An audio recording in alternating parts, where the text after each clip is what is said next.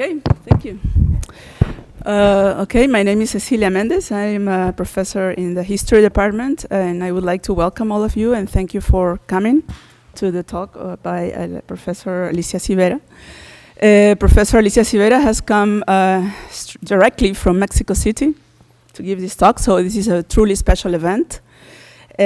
She is specialized in the history of education in Mexico. She is a principal researcher at the Center for Research and Advanced Studies of the National Polytechnic Institute, CINVESTAB, IPN, Mexico City. And she is also a founding member and current vice president of the Mexican Society for the History of Education. She has authored a number of publications.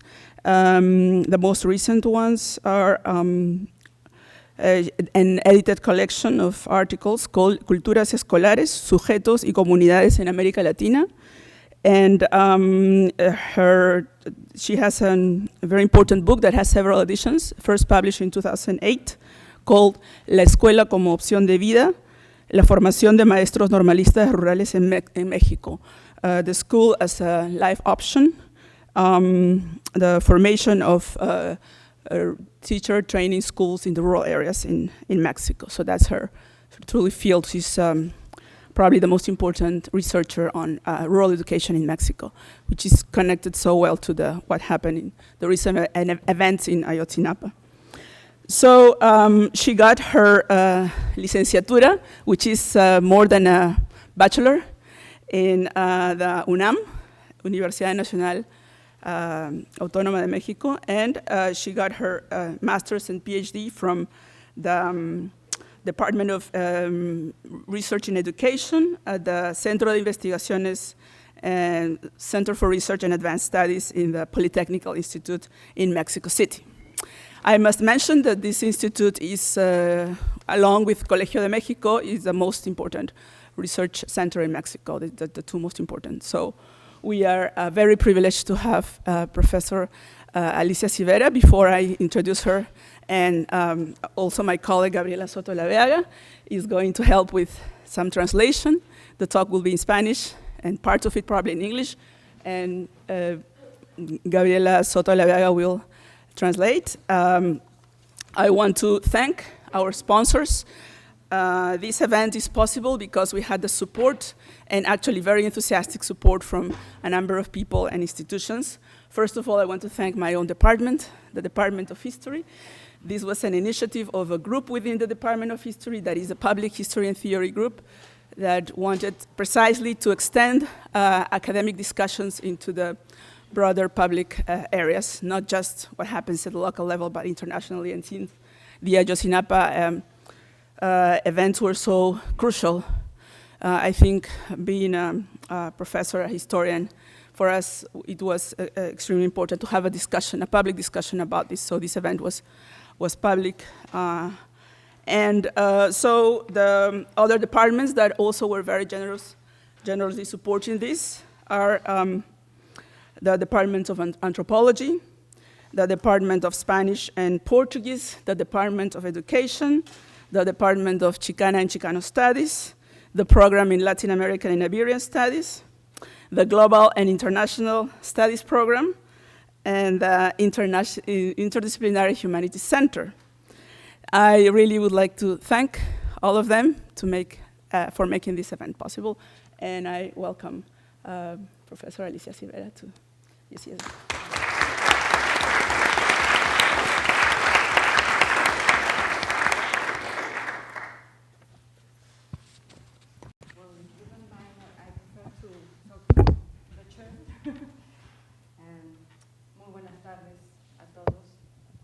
First of all, I want to thank the Department of History of the University of California and all the departments that helped me to be here with you.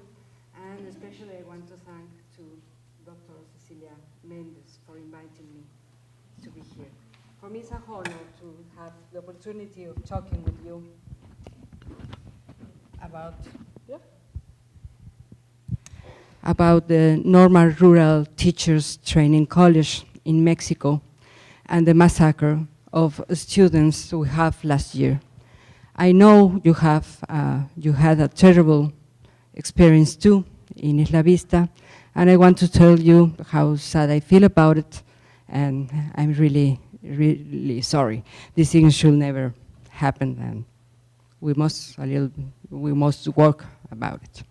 Well, I'm going to talk in Spanish, and Dr. Gabriela Soto, thank you very much, will help me to translate into English. And, I will try to help a little bit in the last part. I'm going to talk in English, but if you don't understand me, please stop me, and then Gabriela will help me again.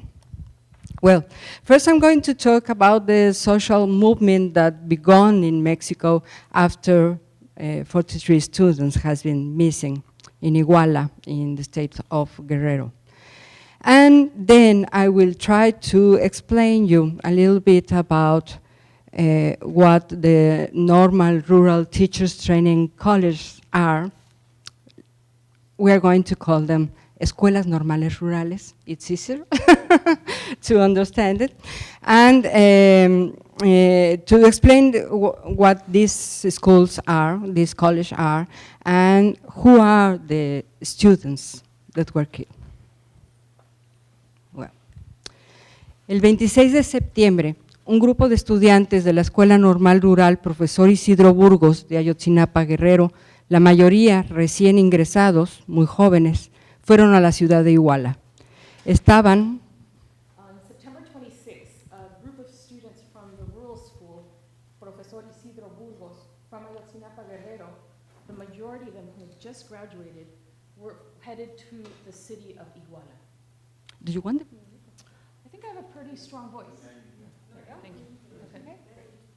Oh, I should use the mic? Okay. Okay. But you go. I'll try to speak. We will sit Louder. closer. Okay, that's right. Okay. They were boteando, estaban boteando, pidiendo dinero para acudir a la Ciudad de México a la manifestación en memoria de la masacre de estudiantes del 2 de octubre de 1968. They were asking for money because they were trying to get funds so that they could travel to Mexico City and go to the manifestations in the memory of the students who had been massacred October 2nd, 1968. La policía municipal disparó contra los muchachos. Los tiroteos duraron hasta el día siguiente. 43 estudiantes fueron desaparecidos. 6 personas fallecieron. The municipal authorities fired upon the students. The shootings went on until the following day. 43 students were disappeared, 6 people were killed. La presencia de un estudiante desollado llevaba 2 claras lecciones. Primero, los narcotraficantes estaban involucrados. Segundo, como le diría un soldado a uno de los estudiantes, eso les pasa por revoltosos. Sin piel, sin protección alguna, un muchacho desollado es una cicatriz inolvidable de lo que puede pasar cuando se estorba al narcoestado. The presence of a student who had been skinned had 2 clear lessons. First, that drug traffickers were involved. And second, as a soldier would later say to the students, this is what happens to you for being troublemakers. Without skin, you have no protection. A skinned student is a scar that's never forgotten, and it can happen to anyone who disrupts the narco state. En los días siguientes comenzó una movilización social en busca de los 43 desaparecidos, exigiendo su aparición con vida y haciendo patente que se trataba de un crimen de Estado.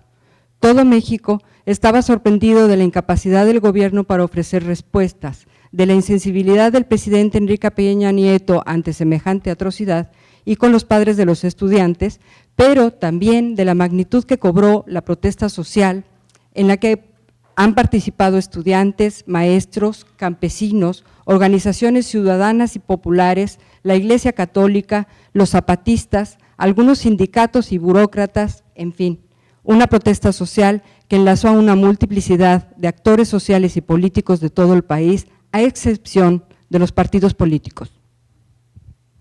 In the following days, a social mobilization began. Those who were looking for the 53 disappeared and who were demanding that they be brought back alive. And this made that this was a crime of the state. All of Mexico was stunned by the inability of the government to offer a response, of the insensitivity of the President Enrique Peña Nieto, who before such atrocity and with the parents of the students was unable to give an answer or unwilling, but also of the magnitude that the social protest was gaining, in which students, teachers, peasants, civil organizations and popular organizations, the Catholic Church, the Zapatistas, some unions and bureaucrats, overall a social protest that was bringing together a series of social actors and politicians from across the country, with exception of political parties. No soy perito ni tengo acceso a las pruebas para saber lo que acontecieron en esos nefastos días. No puedo detallar tampoco los avatares de las investigaciones. Baste decir que las explicaciones gubernamentales en voz del procurador Murillo Karam han sido poco convincentes, la sociedad civil ha sido incrédula y el proceso jurídico día a día hace más patente la impunidad. I am not an expert, nor do I have evidence for what happened during those dreadful days. I can neither detail the changes that have been happening in the research. All I can say is give the government explanations that Murillo Karam, not very convincing explanations, gave to civil society. The civil society is in a state of disbelief, and the judicial process, day a day, becomes more apparent that there is impunity. Las manifestaciones de protesta en las calles fueron acompañadas de campañas en contra de los estudiantes anarquistas y de los maestros radicales, encarcelamiento de estudiantes y actos llamados vandálicos por el gobierno y los medios de comunicación, como secuestro y quema de medios de transporte, tomas simbólicas de oficinas gubernamentales o cámaras de legisladores en varios estados, explosión de algunas bombas Molotov en las manifestaciones de la ciudad en México, etcétera, cuyo origen a veces aparece asociado a posibles infiltraciones del gobierno.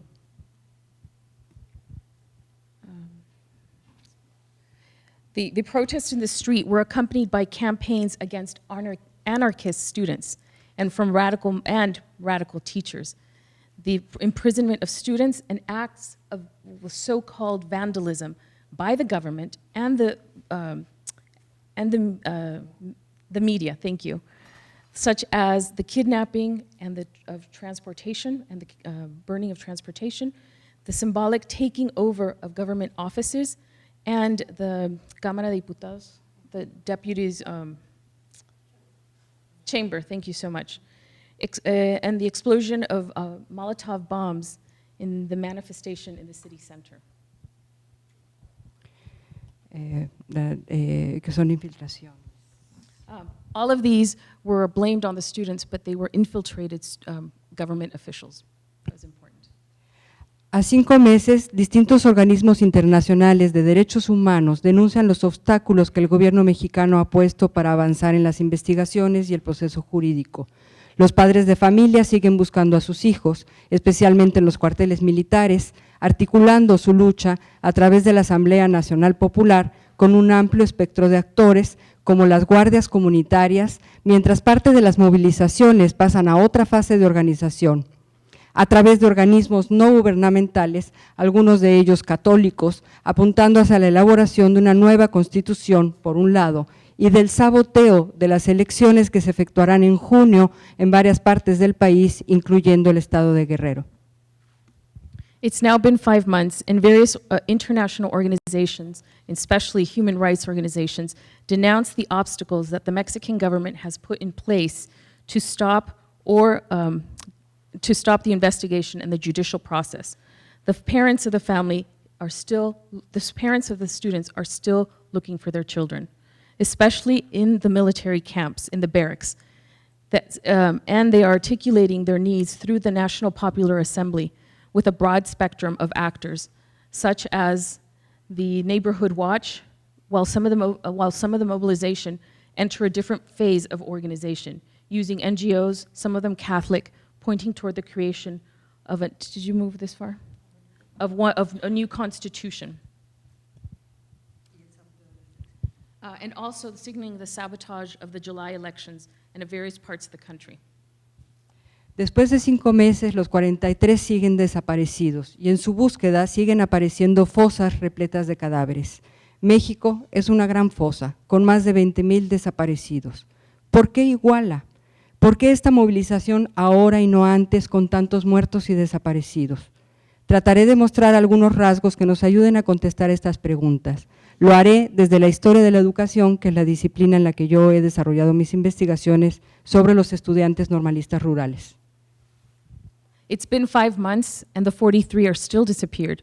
And in their search, there keep appearing graves filled with cadavers. Mexico's one large cadaver-filled grave with more than 20,000 disappeared. Why now? Why Iguala? Why not before, with so many dead? I will try to explain, to give some details and answer these questions from the discipline from which I am an expert, that of education, my field of expertise, since my research is in the history of education and students and researchers from rural schools. La desaparición de los 43 fue la gota que derramó el vaso en un tremendo estado de descomposición social, producto de las promesas incumplidas de la Revolución Mexicana de 1910, de la anhelada alternancia política por la que fue posible que en el 2000 llegara a la presidencia un candidato que no fuera del hegemónico Partido Revolucionario Institucional, el PRI, y de la modernidad. Es la culminación de una serie de masacres: Aguas Blancas en Guerrero, Acteal en Chiapas, las mujeres de Ciudad Juárez, Chihuahua, la represión de Atenco, Estado de México, los migrantes de San Fernando, Tamaulipas, Tlatlaya en Estado de México, los niños que murieron en el incendio de la guardería ABC en Sonora, la acumulación de personas asesinadas, la mayoría jóvenes, en la guerra en contra del narcotráfico y las disputas entre distintos grupos criminales, la desaparición de más de 20,000 personas, entre ellas de periodistas, activistas y familiares que han escrito y denunciado acerca de estas muertes. The disappearance of the 43 was the tipping point in a tremendous state of social decomposition, a product of the unfulfilled promises of the 1910 Mexican Revolution. For the long-hoped political rotation or political change, which has a president in that finally in 2000, a new government appeared after 71 years of pre-rule. And the search for modernity, it is the culmination of a series of massacres. The massacres of Aguas Blancas in Guerrero, of Acteal in Chiapas, of the disappeared woman of Juárez, Chihuahua, the repression of Atenco in Mexico State, the migrants of San Fernando, Tamaulipas, Tlatlaya, Estado de Mexico, the children who were killed in the ABC nursery in Sonora, the accumulation of murdered people, the majority of them young, in the war against narco state and the drug trafficking. And for the many other criminal groups, the disappeared total more than 20,000, among them journalists, activists, and family members who have written and denounced all these deaths. En la mayoría de estas atrocidades han estado involucrados actores sociales cuyas voces tienen dificultades para encontrar eco: mujeres, indígenas, migrantes y criminales. Ellos se han enfrentado o a la violencia, la ineptitud o corrupción del Estado, o al creciente poder del crimen organizado, de los cárteles transnacionales que se disputan el territorio nacional, el tránsito de las drogas a Estados Unidos y todo lo que ello implica, como el tráfico de armas. In the majority of these atrocities, social actors have been involved whose voices often do not have an echo: women, indigenous, migrants, and criminals. They have stood up to violence, ineptitude, or corruption, and the state, and to organized crime, to the international cartels who dispute the national territory and the transit of drugs into the United States. And all of this implicates, and as well, the traffic of arms, weapons. Todo ello en un ambiente de creciente polarización social, estancamiento económico y desilusión de los escasos resultados de la alternancia política. En el caso de Iguala, más que en ninguno de los anteriores, se hizo patente cómo el narcotráfico estaba imbricado en los diferentes niveles y tipos de gobierno, municipal, estatal y federal, en el poder ejecutivo, judicial y legislativo, en el ejército mismo, hay serias dudas de que fue el ejército, en los gobiernos de diferentes partidos políticos de derecha, izquierda o centro, como el PRI, el PAN o el PRD. All of this in a growing state of social polarization, of economic stagnation and disillusionment with the lack of political change. In the case of Iguala, it became patently clear how drug trafficking was entangled at all levels and in all types of government, municipal, state, federal, in the executive, judicial, and legislative, in the army as well, although there is some doubts about this. In the various political parties, from the right, from the left, and from the center, the PRI, the PAN, and the PRD.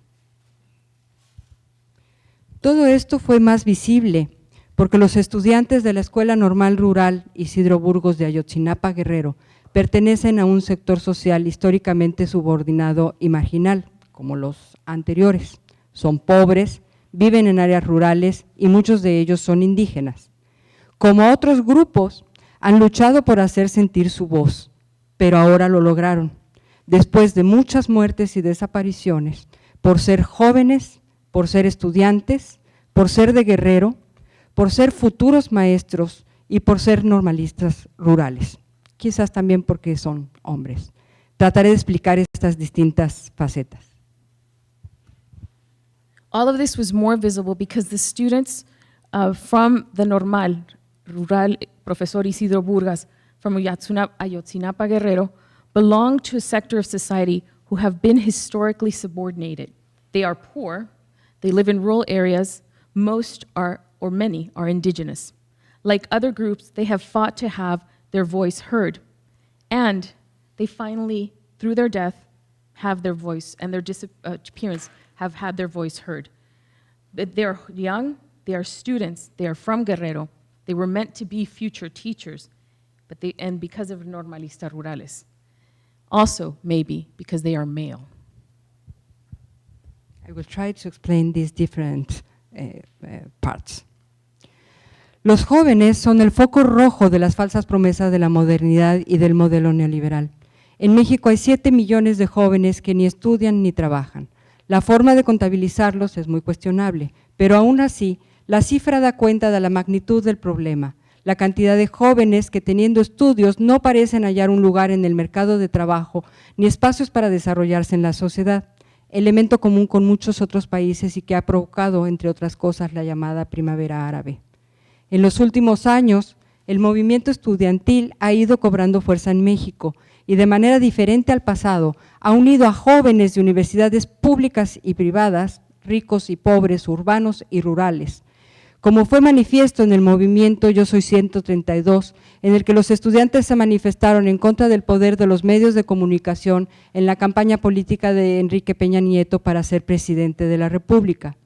Y recordaban a la opinión pública los actos de corrupción y represión cometidos por Ernesto Peña Nieto y el PRI, siendo gobernador del Estado de México.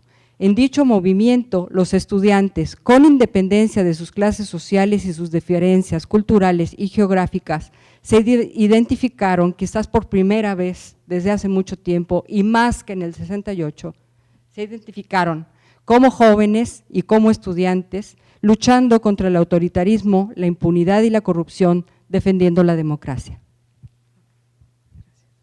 In the last years, the student movement has been gaining strength in Mexico, and in a very different way from the past.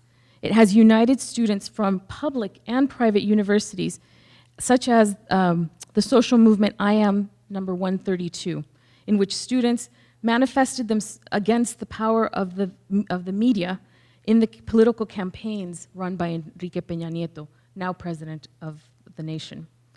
And we must recall the public opinion, the acts of corruption and the repression committed by the PRI and by Peña Nieto himself when he was governor of the state of Mexico. In the student movement, with regard to their social class and their differences, both cultural and geographic, they identified as youth, as students, who were fighting against an authoritarianism the impunity and corruption, and they, as students, were defending democracy. This is quite new and different from the past. They were together from the cities and the rural areas, rich and poor students, and that's something very different from the past. Pero ni siquiera el acceso a la educación está garantizado y muchos jóvenes no han tenido oportunidad de estudiar en las ciudades y sobre todo en las regiones rurales más pobres de fuerte presencia indígena, como Chiapas, Oaxaca, Hidalgo, Michoacán y Guerrero. 60% de la población rural mayor de 15 años está en situación de rezago educativo, son casi 11 millones de personas. En las áreas rurales, la escolaridad promedio es solo de 6.4 años. Ante las difíciles condiciones de vida en el campo, muchos jóvenes se ven obligados a emigrar a las ciudades en condiciones de desventaja por su escasa escolaridad o a Estados Unidos, y ustedes saben la magnitud de esta migración. Trabajar para el narcotráfico también es una opción de sobrevivencia, muy tangible en algunas regiones, aunque se sepa de los peligros que implica, al igual que los de la migración. But not even access to education is guaranteed, and many youth have not had the opportunity to study in the cities, but overall in rural areas, where the majority of the poor and indigenous, such as in Chiapas, Oaxaca, Hidalgo, Michoacán, y Guerrero, reside. 60% of the population over 15 is in a situation of a lack of education or not fully educated. In the rural areas, the schooling for most is about 6.4 years, which is about grade school level. Facing this difficulty in the countryside, many youth are forced to immigrate to the cities in situations of incredible disadvantages, or, as we all know, to the United States, and you all know the magnitude of this migration. For many, the only other option is to begin to work for drug trafficking. That's also an option to survive, a very tangible option in these regions, even knowing the dangers that this implies. En las regiones rurales indígenas, las promesas del desarrollo de la modernidad y las de justicia social de la Revolución Mexicana de 1910 siguen sin cumplirse. A veces los propios narcotraficantes proporcionan servicios de salud a la población cuando el Estado no lo hace, o al contrario, las comunidades o propietarios se arman y forman defensas para protegerse a falta de la protección estatal, como ha pasado, por ejemplo, en el estado de Michoacán. In rural regions, indigenous and the promises of development and of modernity and the justice of the revolution, the social justice issues of the Mexican Revolution of 1910 still have not come to fruition. Oftentimes, it's the same drug traffickers who provide health services to the population when the state does not do it itself.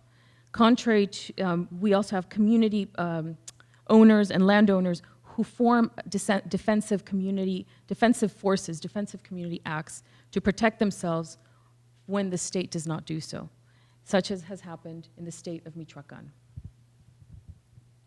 En Guerrero, el 70% de la población, 2 millones de personas, viven en condiciones de pobreza.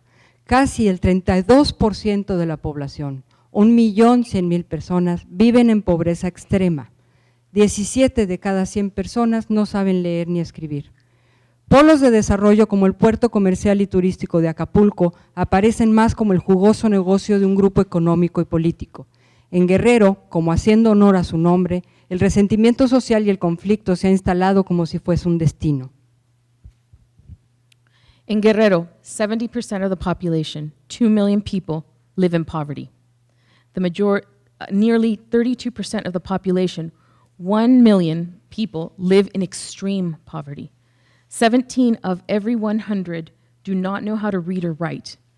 There are some focal points of development, such as commercial posts and touristic areas like Acapulco, and they appear as a juicy business, and they give the appearance of economic and political stability. In Guerrero, such as the name, which implies the fighter, thank you, the social and social resentment has installed itself as a part of its destiny. Varios historiadores como Carlos Sillades han destacado cómo, con mayor fuerza que en otras entidades del país, Guerrero ha sido gobernado desde el siglo XIX por grupos caciquiles regionales que supieron negociar con el gobierno federal durante la Revolución y la consolidación del gobierno del PRI, y que sortearon los peligros de la alternancia en el poder, ya que el cacicazgo de la familia Figueroa pasó del PRI al PRD, un partido supuestamente de izquierda, sosteniendo formas de control social sumamente antidemocráticas, autoritarias y corruptas. Los abusos de este grupo de poder, asociado al negocio de la producción de amapola y el narcotráfico, han sido denunciados y resistidos a lo largo de la historia por diferentes sectores sociales, en especial por los estudiantes y por los maestros. La respuesta a la disidencia ha sido casi siempre la represión, con una presencia importante del ejército. Volveremos más adelante sobre los estudiantes y los maestros en Guerrero. Antes debemos hacer una breve mención a la situación de los maestros en México. Several historians, such as Carlos Sillades, have described how, quite importantly, there are certain entities in the country where Guerrero has been governed since the 19th century by caciques, local strongmen, regional strongmen, who knew or were capable of negotiating with the federal government during the revolution and were able to consolidate the power of the PRI, and who were able to remain in power and retain their family, their local cacique families in power. Figueroa, the Figueroa family, for example, passed from the PRI to the PRD, supposedly a leftist political party, using the same anti-democratic forms of control and authoritarian and corrupt forms of control that the previous parties had used.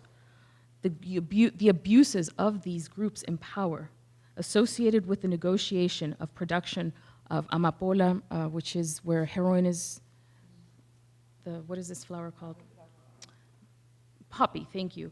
Poppy and drug trafficking have denounced, despite denunciations and resistance, have formed a long history of social sectors, especially students and teachers, who have opposed and have been vocal about the power or the grip of power.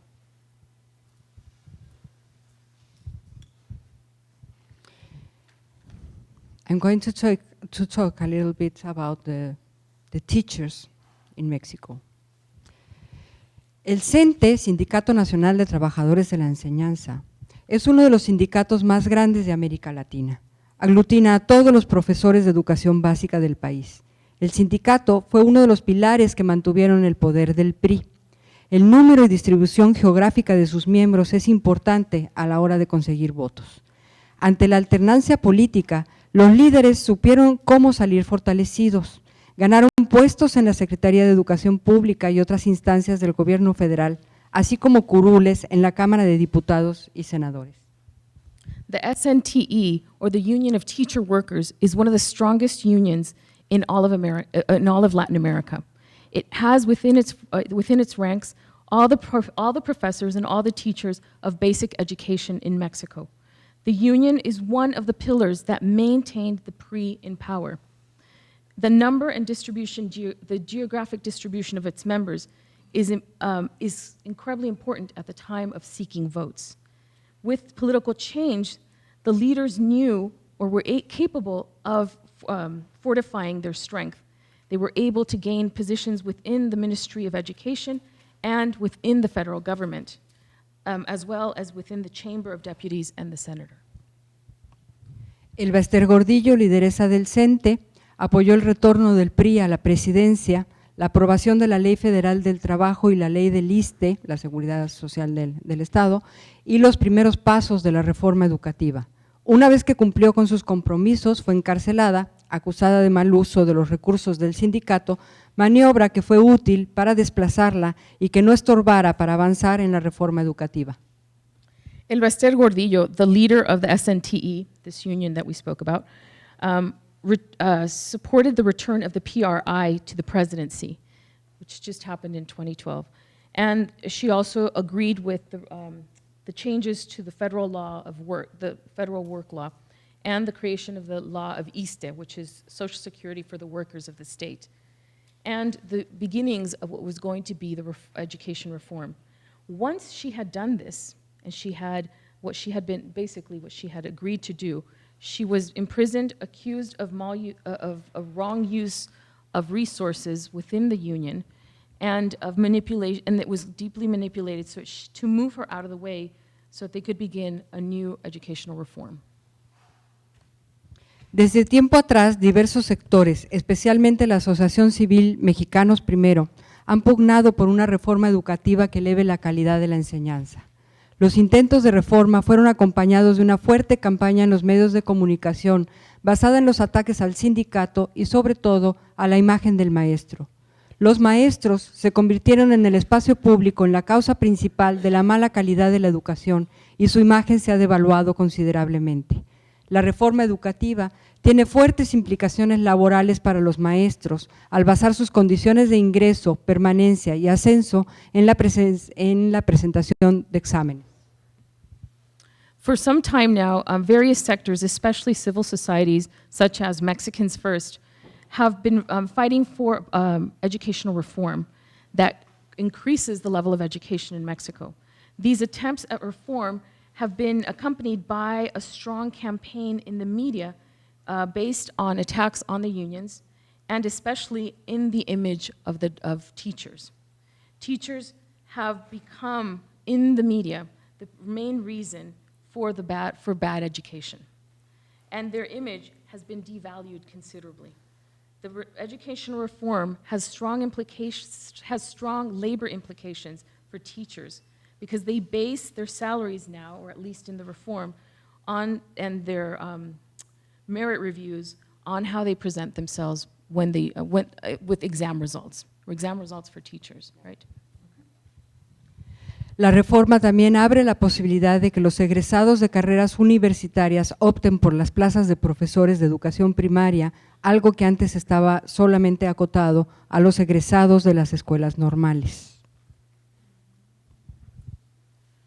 It also opens the possibility for university graduates who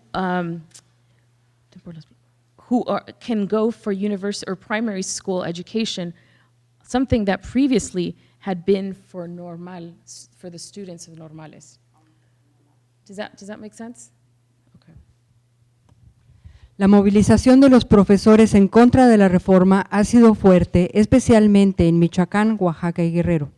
En estos estados, en los que las escuelas trabajan en condiciones paupérrimas, ha cobrado fuerza desde los años 80 la CENTE, la Coordinadora Nacional de Trabajadores de la Educación, que agrupa dentro del Sindicato Nacional a profesores disidentes.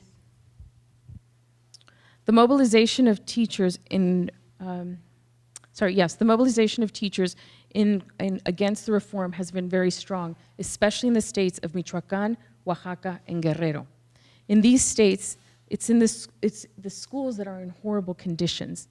And since the 1980s, the CNTE, or the National Coordinator of Educators of the State, who works together within the union of the SNTE, have been seen as dissident professors. En las últimas décadas, la lucha de los maestros disidentes se ha intensificado, ha endurecido sus tácticas, ha obtenido el apoyo de organizaciones populares y en algunos estados ha logrado que los gobiernos respondan a algunas de sus demandas. En Oaxaca, por ejemplo, la movilización magisterial ha tenido cerradas las escuelas por meses enteros, ya desde hace años. La nueva centralización que plantea la reforma educativa limita las posibilidades de la disidencia magisterial para la negociación en el nivel estatal. Una de las agrupaciones de maestros disidentes más aguerrida es la CETEG, la Coordinadora Estatal de Trabajadores de la Educación de Guerrero, que no ha obtenido muchos logros ni frente al gobierno ni al sindicato. La movilización disidente rechaza por completo la reforma educativa. In the last few decades, dissident teachers, or teachers who are joining these movements against the very union, have intensified. And they have intensified their tactics. They have received support from popular organizations, and in some states, they have allowed, or the governments have responded to their demands. In Oaxaca, for example, this teacher movement, or mobilization of teachers, has kept schools closed for months on end, for at least several years now. The new centralization that the education reform is proposing limits this teacher dissidence so that they can't protest. And does not allow them to negotiate at a state level. One of the major student dissident groups, or teacher dissident groups, is the CETEG, the Coordinator for the Workers of the State of Education in Guerrero, that has not gained much before the state, nor before the SNTE, the teacher union. But the dissident mobilization, they all reject this new educational reforms. La desaparición de los estudiantes en Iguala ocurre, entonces, cuando confluye el malestar social por la violencia y la crisis económica, cuando se muestra la cara autoritaria del PRI que regresó al poder y comienza a identificarse a todos los partidos políticos como la clase política, que sin importar los idearios se reparte cuotas de poder y es partícipe de la corrupción. El movimiento estudiantil estaba pujante, al igual que el magisterial, con sus vínculos con organizaciones populares. Los estudiantes normalistas rurales tenían vínculos con algunas de estas agrupaciones. This is really important. The disappearance of the students in Iguala then happens at a time when you have social conflict and increasing social violence and an economic crisis that are coming together. And it's at a time when the teachers are putting a face against the authority of the PRI, or challenging the PRI, that has come to power 2 years ago and begins to identify all political parties as the political class, that without ideas, and that whom are distributing power among themselves and with a lot of corruption. The student movement was strong, and it had strong ties to growing popular unrest and growing popular organizations.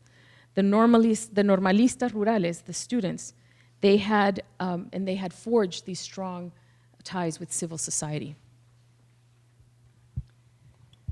Podemos aprender algunas cosas del tipo de representaciones que se han generado en las manifestaciones públicas exigiendo la aparición de los 43.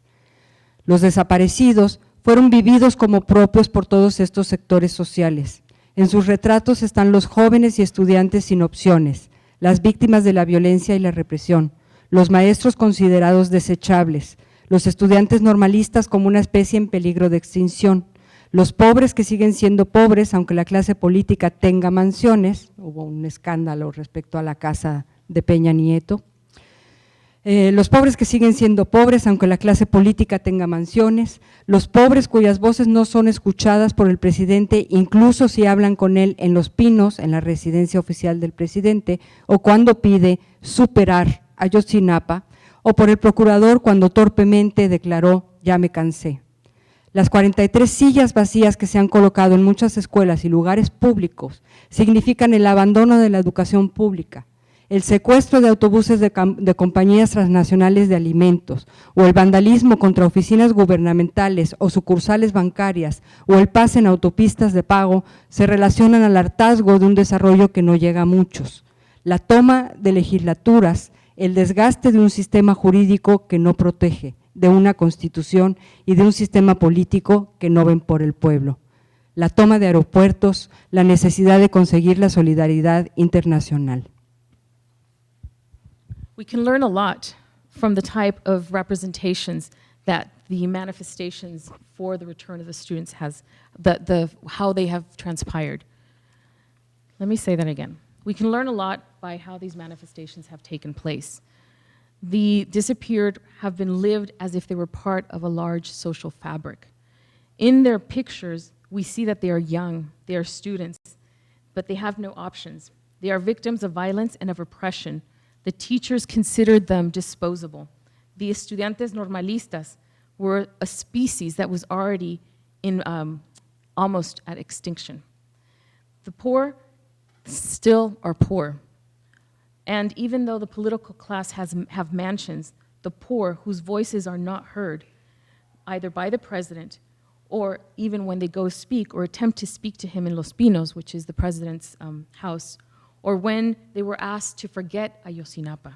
or by the state official who clumsily declared, "I'm tired."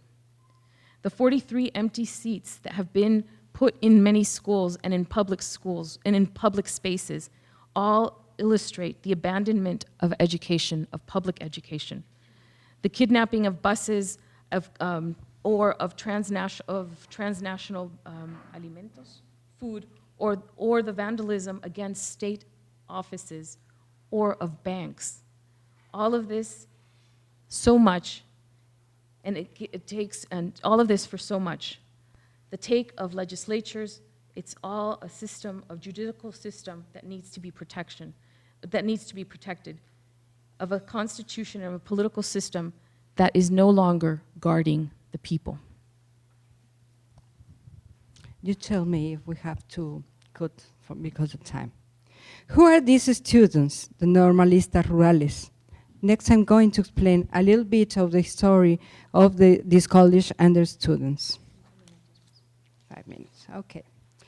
It seems it was necessary to kill 6 people and to disappear 43 students after the killing and the disappearance of thousands of people to ask ourselves what the normal rural teachers training college are. These colleges are known as Vivero de Rojillos, Semillero de Guerrilleros, ground of guerrilla. Actually, in this college has studied a lot of political leaders. For example, Otón Salazar and Misael Núñez Acosta, leaders of the democratic dissident teachers movement in the 50s and the 70s. Another case is Carlos Jongitud Barrios, one of the most important leaders of the Sindicato Nacional, the Teachers National Union, linked to the pre-politicians. Lucio Cabañas, who created the Party of the Poor People and the rural guerrilla in Guerrero in the 70s. Manuel Sánchez Vite, governor of the state of Hidalgo by the official party, the PRI. Celia Rangel, an important teacher and an agrarist leader in the state of Jalisco in the 70s. From these colleges has been graduated too a lot of teachers not necessarily involved in politics that had worked in marginal urban or rural schools for a long time. All of them have developed a special teachers' culture in which the social commitment is very important. I'll talk a little bit about this particular teachers' culture. The college were established at rural areas. It was stipulated that the students, between 1920 and 1941, this college represents the introduction of the revolutionary federal government in the countryside life. The relationship established between the colleges and the communities were not easy. People not always liked that boarding schools were secular, like us, and have young women and men living together. They were mixed. Caciques, landowners, and dealers were natural enemies of the institutions, of these institutions involved in agrarian reform. But the college also had conflicts very soon with the revolutionary government itself in the process of building of a very vertical corporativism. Federal government stopped the organization of independent agrarian leagues and teachers' unions organized by the regional peasants' college. In 1939, there was 36 colleges of these. Their material conditions to work and their buildings were very variable, but they were deteriorated very rapidly since the oil expropriation in 1938. The teachers, the students, and the students' parents put their efforts, time, resources, and work to build classrooms, repair shops, the installations for animal and crafts, and everything that was needed. A lot of people of the neighbors helped them. We can say, literally, that they built the college. That's why, in 1940, as well as in the future situations, the neighbors helped the students when they organized a national strike for demanding the government to give more resources to this kind of college, at least to complete the number of teachers that was needed to teach all the obligatory courses of the curricula, and to increase the amount of the students' grant to be enough for having a minimum balanced food. I'm going to finish, don't worry.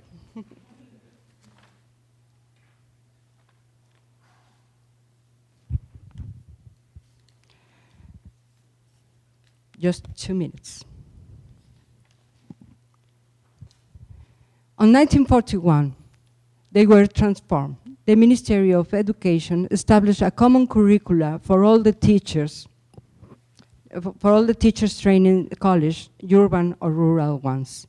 The regional peasants' college were closed to create in separate places practical college for agrarian techniques and normal rural teachers training colleges. No, these ones. In that moment, government closed the intention of adapting the activities of every school or of every college to the local necessities, and the government opened only 18 normales rurales. Because the curricula was uniform for all the country, the rural special character of the training in this college had to finish. But the name of the college still includes the word rural, and the teachers that work in rural schools earned less salary than the ones that work in the urban schools, even when they study the same curricula and they had to do the same job. Escuelas Normales Rurales lost the rural schools they supervise. With the new curricula, most of the colleges, buildings and everything had no sense anymore. They were annexes. Most of them finally finished as ruins. Some of them were worked by teachers and students for helping with the cost of the college activities because the Ministry of Education never gave enough resources. College didn't have libraries and laboratories, and these were very necessary because the new curricula had a lot of new courses that were equivalent to the secondary school. Very often, there was no enough teachers, so students couldn't graduate because there was courses they couldn't they couldn't study. This situation was, of course, very disadvantaged, and this is the teachers' culture that the Escuelas Normales Rurales are carrying until these days. I have to finish here. I stopped in 1940, but it doesn't matter. This part is the most important. Things has been very, very difficult since 1980s. The students have a political organization very, very strong. It has become to ser clandestina? To be clandestine from some years ago. So the students, to have the schools open, they need to be organized, politically organized and mobilized. They need that to survive. And that is what is happening. That's why they were in Iguala, and that is why they were so dangerous for these caciques and narco-traffic in Guerrero. I'll leave it there. Thank you.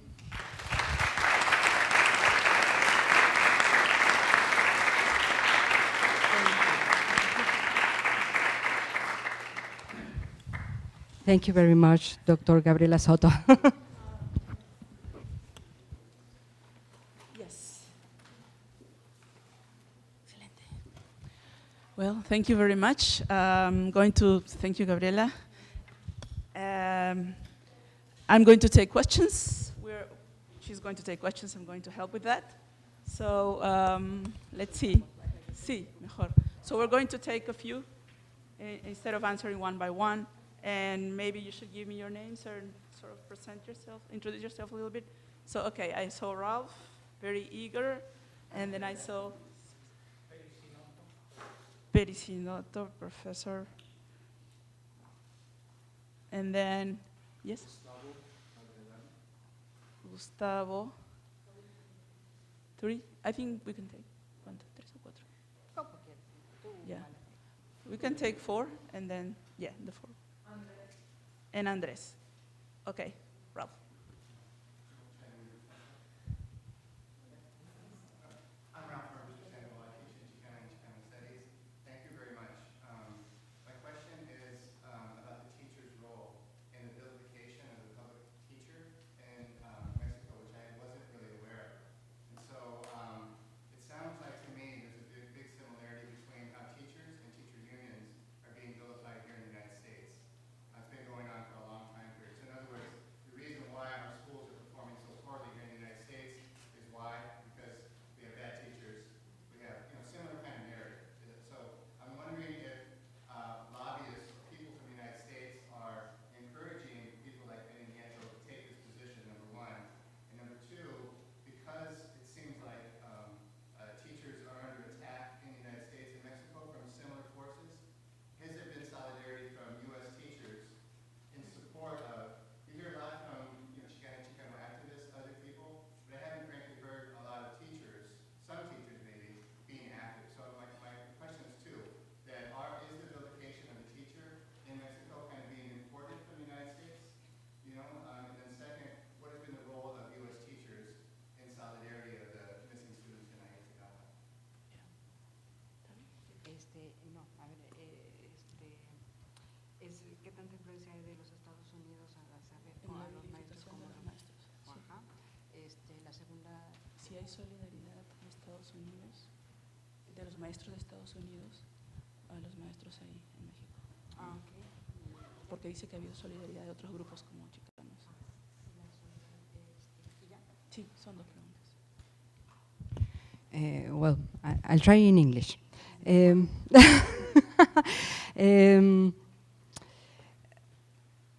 No, better in Spanish and I'll do it rapidly.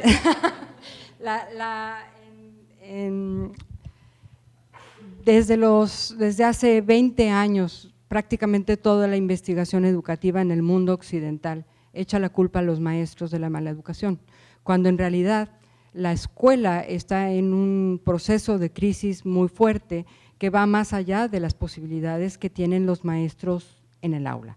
Por supuesto, la preparación de los maestros es fundamental, y más en este momento de crisis. Pero creo que, ha habido ya también muchos trabajos críticos acerca de que los maestros no pueden evitar una contradicción tan grande que tiene la escuela actualmente entre formar gente para el mercado de trabajo cuando el mercado de trabajo no tiene posibilidades de más, de estar formando gente en muchos derechos democráticos y de justicia cuando tampoco los pueden ejercer tan fácilmente, y sobre todo de seguir manteniendo rutinas que vienen desde el siglo XIX, desde las pedagogías del siglo XIX, cuando los estudiantes son mucho más activos y tienen un acceso a la información antes impensable. Entonces, ha habido mucha influencia de las políticas sobre esto, pero no es una solución. En el caso de México, esta parte de la investigación educativa se une con los problemas políticos. El Sindicato Nacional de Maestros, sí. Paro ahí y ahorita lo del sindicato. Yeah. Well, she's saying that for 20 years there have been strong criticism. There's been a wave of criticism against teachers when in fact the system is what is crumbling, the educational system. And I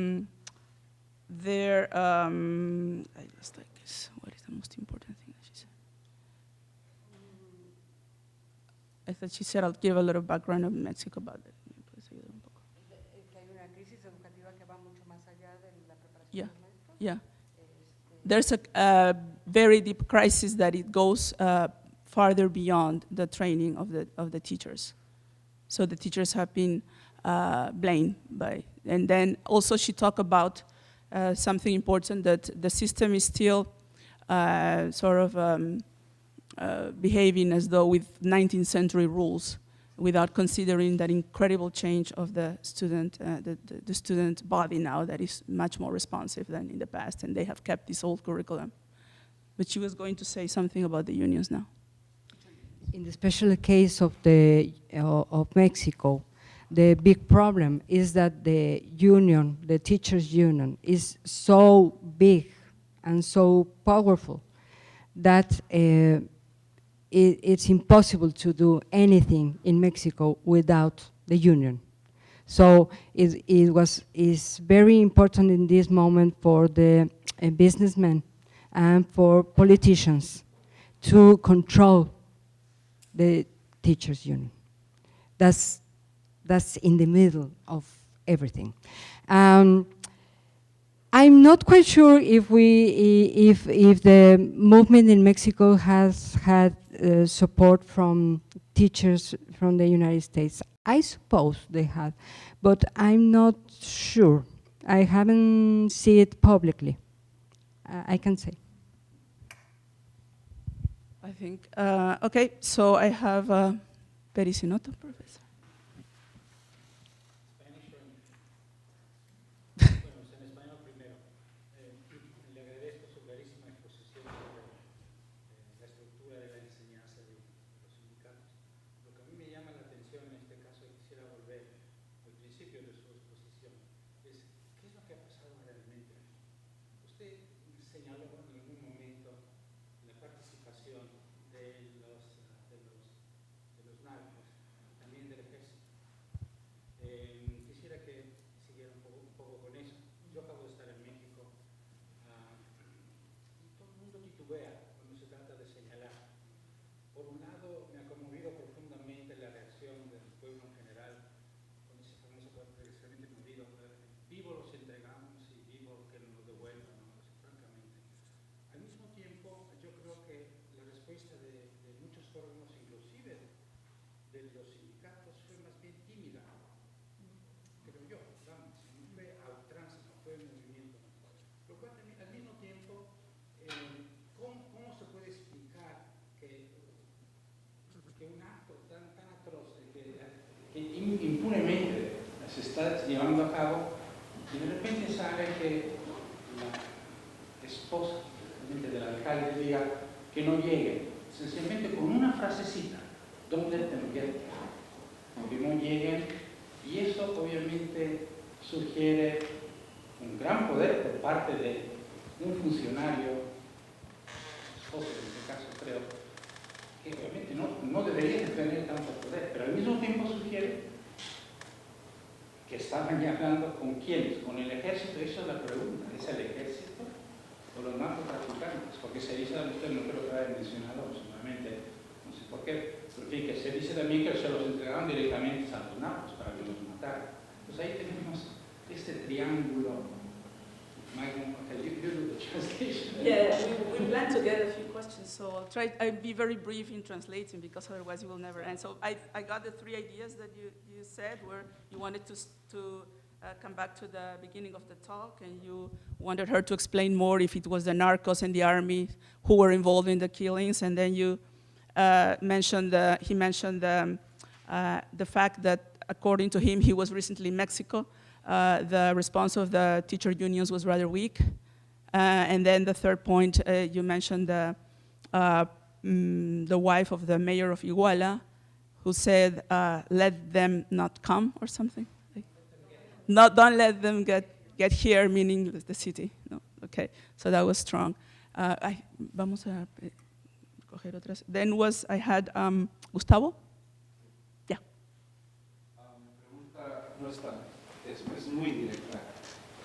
A mí me gustaría saber entonces el presidente qué quiere o qué espera de la manera que se transforma la educación rural. ¿Quiere desaparecerla por completo o en realidad quiere apoyarla? Yo sé que los partidos políticos buscan el apoyo del voto de una manera magnífica, ¿no? Entonces, ¿qué es lo que buscan del sistema rural?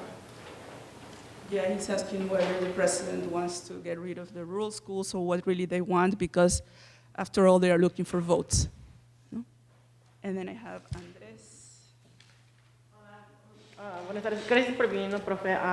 Me llamo Andrés y apenas estudié en la UNAM el semestre pasado. Me fui de intercambio y me involucré mucho en la organización de todo, y ahí estuvo en cada marcha, estaba ahí mero. Y nomás quería saber ¿cómo es posible que como estudiante, yo me sentía confundido a veces en el sentido de las noticias que nos están mandando a los estudiantes de la UNAM? ¿Qué usted recomienda en cómo podemos agarrar las noticias correctas? Porque había mucha controversia usted ya sabe, mucha controversia. ¿Cómo es posible como estudiante yo, estando aquí en los Estados Unidos, y también igual estudiantes en UNAM, dónde podemos agarrar noticias que realmente dicen lo que está pasando? Porque como usted sabe, la televisión está acá, ni lo pasó usualmente allá, estaba todo del Chapulín que falleció y todo eso, usted sabe. Nos enteramos que murió el Chavo, pero... Perdón, Chavo, pero... y últimamente quiero saber si usted todavía tiene la esperanza de encontrar a nuestros hermanos, aunque sea sus cadáveres. Okay, very briefly, Andres tells us that he was in Mexico. He was studying in the UNAM last quarter, and he wanted to know where he can get truthful news because the media is not informing well, but also he wants to know about that here. How can he get news about what's really going on? And what was the last thing he said? He wonders whether the students are still alive.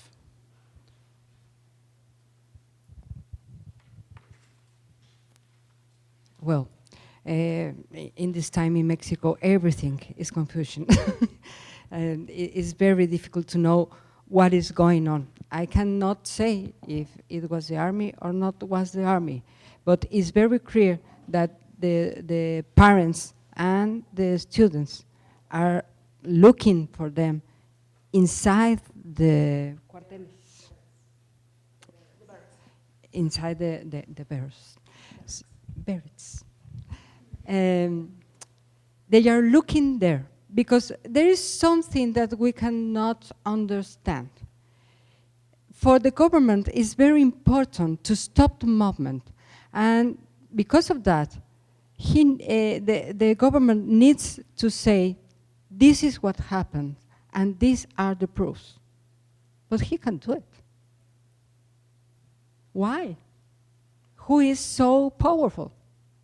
So in this moment, it's very delicate because they are looking for the students with the military forces, and the businessmen are defending the army. That is what is strong in this moment from one side. And from the other is they are planning the constitution, a new constitution, but they are going to stop the elections on June. So we cannot, what is happened? You mentioned this lady that said, stop them. Maybe we can think a little bit about Hannah Arendt. Sometimes it's so silly, so stupid. She just wanted to stop it. And maybe the other said, okay, I kill all of them. It's very silly and stupid. And everything is very confusing, so it's very difficult to know. But I think there is you can look on internet and look what are the decisions of the Asamblea Nacional Popular National Assembly. They are organizing all the mobilization. It's the most important association, and it's not very public, but you can find it in internet. And in internet there is a review, sin embargo, it's very confiable, trustful, and in like the review Proceso, Aristegui Noticias, La Jornada. Yes, it's important. It's important to read the Jornada, is it? But sin embargo, and some others have less control. And what does the president want with rural education? He doesn't want anything. Rural education is thought for towns with less of 2,500 people.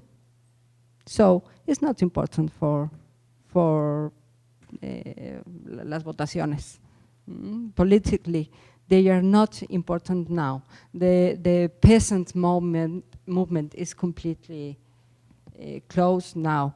What do they want in education? What is important is the people in the cities, not in the countryside. Yes, like always, but maybe now is worse.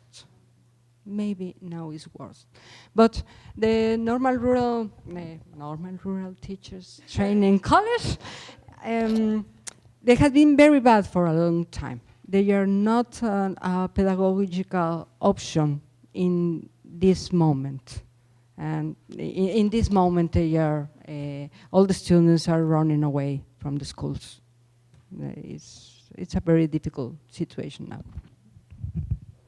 I can take a second round. Gabriela, who else? Emiko? Anybody else? More questions? Okay. Actually, my question was Right there. right there. Because if the normales have no power anymore, or they're floundering, was this the end cut for them? Because how many students are going to want to study the normales if they are seeing this massacre?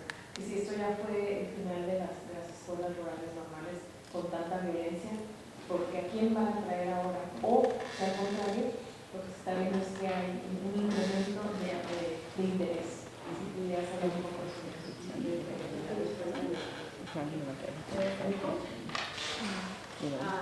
Acabo de venir de la montaña de Guerrero, entonces, de hecho de la zona donde está el apoyo a la gente de Ayotzinapa, en esa zona hay 8 desaparecidos. Nunca había estado, ha sido como muy impresionante para mí, pero escuchándote estoy pensando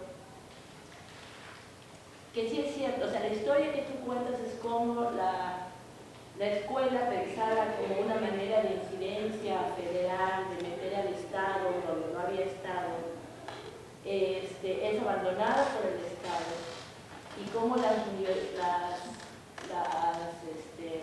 normales rurales buscan en alianza con las comunidades su sobrevivencia, ¿no? Entonces hay una coexistencia de que la sobrevivencia de la escuela como rural ha dependido de su apoyo y del trabajo que ha creado en comunidad. Por eso es un peligro para el Estado, ¿no? Por eso es un peligro para Aguirre y los Abarca y todo eso. Okay, I'm going to translate this because then I'll get that. So what I'm saying, I just came from that area, and I've never been there from the montaña, where is the core base of support for these Ayotzinapa people. And what I listening to my presentation is what I understood is, although the schools were put there by the federal government in early 20th century to make a state presence where there was no state, the abandonment of the state made the strategy of the schools was to get support from the community.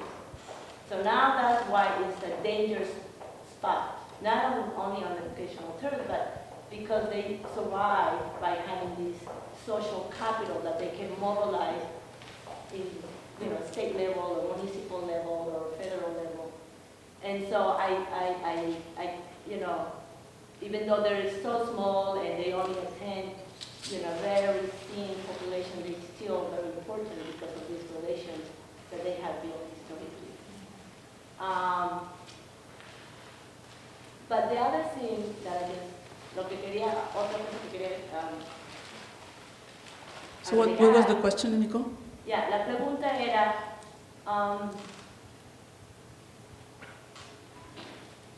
creo que lo que Ayotzinapa señala es la complejidad de las relaciones de poder, ¿no? De la cuestión del narco.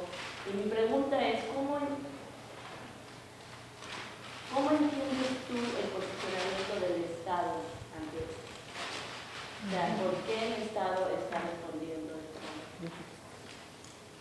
saying is that Ayotzinapa shows the complexity of all the actors that are in there, and how does she understand the decision or the way that the state has responded to this particular topic? You know, I mean, we can all say it's terrible or whatever, but you know, more political analysis. Thank you. Well, I'll try. There are 16 schools, 16 colleges, and they have 7,000 students. If you hear the leaders from Ayotzinapa, they said, we have been living here for a long, long, long time, and we have teach a lot of people, and that is true. They have been teaching children and young people since the 1926. They have a lot of political networks, and these networks now are very strong in the teachers' movement, in the dissident, independent teachers' movement. In Oaxaca, Guerrero, Michoacán, Chiapas, parts of Zacatecas, parts of Mexico City, just here and there and there and there. But they are very powerful because they have networks with popular organizations, like what happens in Oaxaca. They are always closing the schools. That's very dangerous. These schools were going to disappear before Ayotzinapa. They are going to survive now because Ayotzinapa. They were going to disappear on beginning with the 21st century. One of the most important schools was closed. Even when the neighbors took the police and well, it was a very violent situation with the police in that moment, but they closed it. And some researchers says that even the school is closed, the students are now in the Polytechnic University they create. They don't have boarding schools. The boarding schools is very important to maintain all this ideology. But they say that their ideology is in the university. Yeah, in the Polytechnic University. So it's an underground culture that is going all around. But what happened with the state? Everybody says the problem with this political crisis is that business are going on. They don't have any problem. So the president is doing fine. He went all around the world, no, to talk about the economic reforms, and everything was okay. But we cannot. I mean, I cannot say what is going on with the state. I think on June is going to be very, very difficult moment, decisive moment. People is very angry. I never saw a movement so important in Mexico. Never, never. And people that never involved in politics, that doesn't like politics, they are in the streets. The unions are not in the streets. And the National Teacher Union is very controlled in this moment. They are, and the training, the teachers training in schools, in the cities, they are controlled too. If they are not in the school one day, they can lose their job or their place at the schools. So there is a lot of control. But you can see there are not a lot of unions, workers unions in the streets, and that means that el partido has strong in that part. I don't know. Maybe in the streets you can see everybody except businessmen, political parties, no one, and a lot of unions. There are unions there, but you can see much more popular organizations, peasants and workers and urban popular mobilizations. Thanks a lot. I do have a question. Maybe we can end with that. If nobody else wants to talk. And also I want to invite everybody to a reception we have. Or, yeah. So we have to finish because everybody wants. But okay, so my question is, you mentioned the strong links between, and Emiko also took that in her question, that idea, is that the strong links between the normal schools, the escuelas normales, and the communities, and the students actually who are studying in the community. Now, you didn't mention anything about the guerrilla movements that existed parallel to that. So I don't know if you want to address that, because the whole landscape that you pictured, I think we can connect it even from before, although not at the educational level, but with the Chiapas uprising, right? So I wonder if there's the shadow of this guerrilla or terrorist also behind the rejection of the students by the political system. And probably manipulation, to what extent there's manipulation, to what extent there's also in the political responses violent acts, or historically. It's a big question. Yeah. I thought it was important. Maybe. It was here. Oh, I'm sorry. In another 5, but So I'm glad I asked. I'm sorry. It was too difficult. Yes, the links between the students, the teachers from this college with communities were very important. But it's different from one school to another. In the case of Ayotzinapa, there you have a lot of students from Guerrero, Oaxaca, and some other indigenous areas, and they have important links with these communities. And we must remember that a lot of these communities now, they have arms, and they are defending themselves from the narco or the army even. Yes,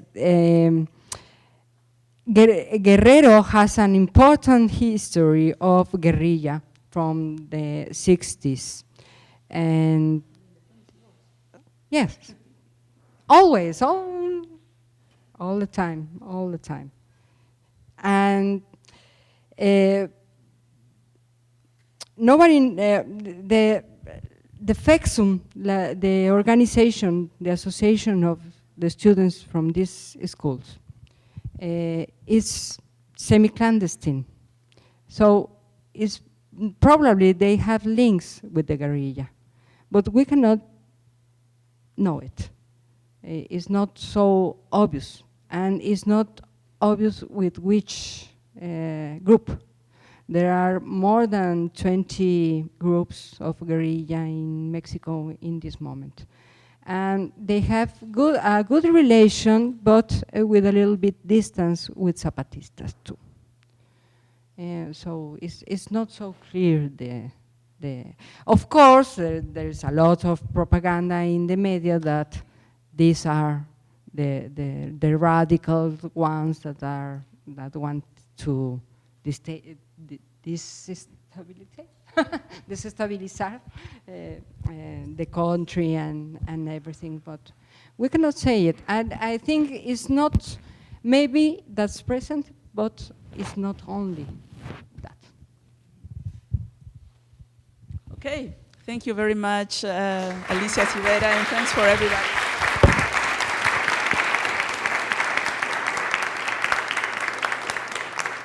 So everybody's welcome to the reception to continue the conversation there. Thank you.